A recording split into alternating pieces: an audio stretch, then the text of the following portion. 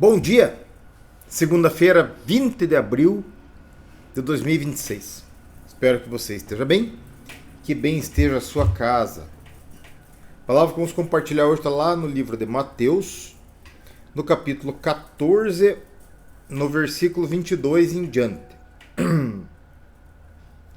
Diz a palavra do Senhor assim: E logo ordenou Jesus que os seus discípulos, guardava isso aqui, eram os seus discípulos, entrassem no barco e fossem adiante para outra banda, enquanto ele despedia a multidão. Despedida a multidão, subiu ao monte para orar à parte. E chegada já a tarde, estava ali só. Grave isso também. O barco estava já no meio do mar, açoitado pelas ondas porque o vento era contrário. Mas à quarta vigília da noite, dirigiu-se Jesus para eles caminhando por cima do mar. E os discípulos, vendo-o caminhar sobre o mar, assustaram-se, dizendo: é um fantasma, e gritaram com medo. Jesus, porém, lhes falou logo, dizendo: tende bom ânimo, sou eu, não temais. Respondeu-lhe Pedro, disse: Senhor, se és tu, manda-me ir contigo por cima das águas. E ele disse: vem. E Pedro, descendo do barco, andou sobre as águas para ir ter com Jesus. Mas sentindo o vento forte, teve medo, e começando a ir para o fundo, clamou, dizendo: Senhor, salva-me. E logo Jesus, estendendo a mão, segurou-o e disse: homem de pequena fé, por que duvidaste? E quando subiram para o barco, acalmou o vento. Então aproximaram-se que estavam no barco e adoraram-no, dizendo: és verdadeiramente o Filho de Deus. Amém? Vejam aqui que interessante. Que eu falo para vocês que a leitura da Bíblia tem que ser feita assim em camadas, né? Com inteligência. É só uma historinha contando o que Jesus fez lá. Vírgula. Tá. Vamos lá. Primeiro, ordenou Jesus aos seus discípulos, tá? E quem que o adorou no fim? Os discípulos. Gente, eles tinham acabado de sair da multiplicação de pães e peixes lá. Estavam andando com Jesus, já tinham visto milagres, tudo que é tipo. Agora que eles foram ver que era o Filho de Deus, você vê que o problema da nossa fé não é um problema só nosso, né? Ele é uma coisa humana, né? É difícil mesmo você caminhar com fé. Então eram os discípulos. Segundo, veja aqui no 23, despedido da multidão, ele subiu ao monte para orar à parte. Sozinho. Jesus orava, gente, sozinho. Estão entendendo? Ele ia pro lugar solitário lá para orar. Quer dizer, deixava um exemplo. Nós achamos que Jesus, como Filho de Deus, como o próprio Deus encarnado, tinha essa necessidade? Não, isso aqui é para nosso ensino. Ele ia recarregar as baterias para fazer os milagres dele, tá?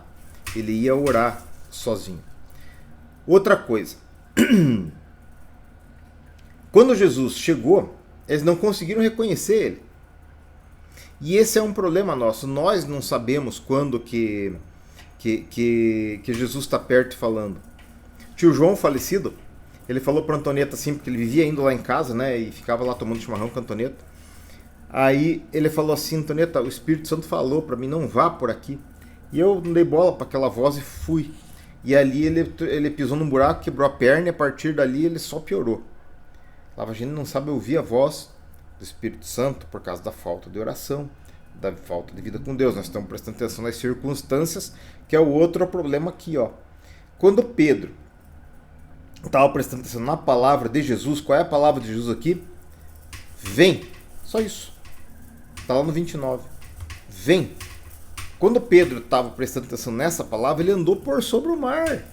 Andou por sobre as águas. Viu? E aqui não tem lero-lero. Ou você crê nessa história por fé ou não crê. Vou dizer, porque era um banco de areia. Banco de areia é uma ova. Se fosse banco de areia, Pedro não tinha afundado, né? Jesus estava andando em cima das águas mesmo, ali, flutuando por cima das águas. E o Pedro flutuou também. Isso quer dizer o seguinte, que quando nós conseguimos nos conectar com a palavra de Jesus, que está na Bíblia, e fazer conforme a palavra de Jesus, pode acontecer coisas absurdas. Não quer dizer que todo mundo vai andar por sobre as águas. Só Pedro andou. Daquele ali por um pouquinho de tempo ainda. Mas é possível, tá? É possível. Já aconteceu. Daí, o que aconteceu com Pedro? Aqui no 30.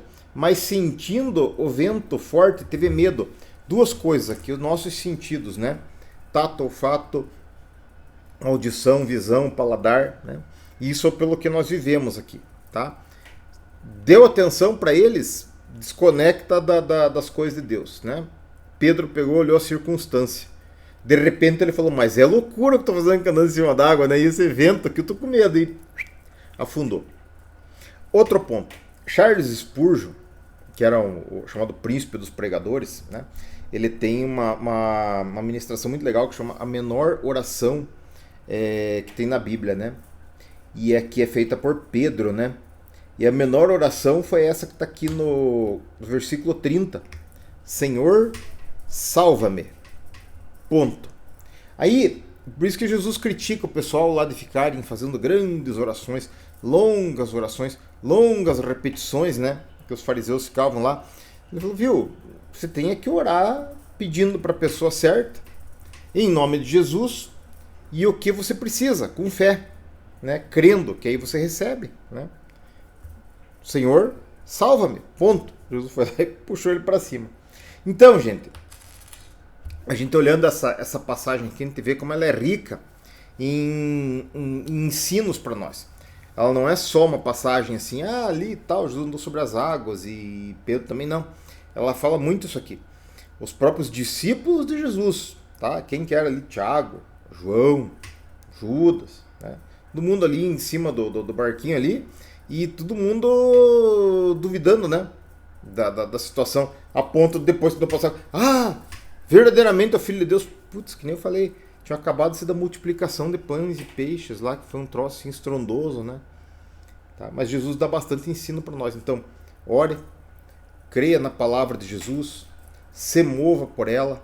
Quando tiver confronto entre ela e a circunstância, acredite nela, tá? Nem que seja chamado de negacionista, acredite nela, se mova por isso e creia, desde logo, pela fé, que Ele é verdadeiramente o Filho de Deus e o Salvador do mundo.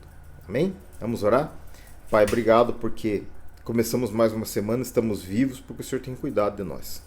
Abençoa a vida do meu irmão, a sua família, minha vida, minha família também, nossos trabalhos, nossos negócios, tudo que é nosso. Abençoa, Senhor, os nossos corações e que nós possamos, Pai, entender a Tua palavra, nos mover por ela e que ela seja mais forte nas nossas vidas do que as circunstâncias, para que nós possamos fazer coisas incríveis no Teu nome e obedecendo a Tua palavra. É o que nós te pedimos em nome de Jesus. Amém? Tenha um excelente dia e uma excelente semana.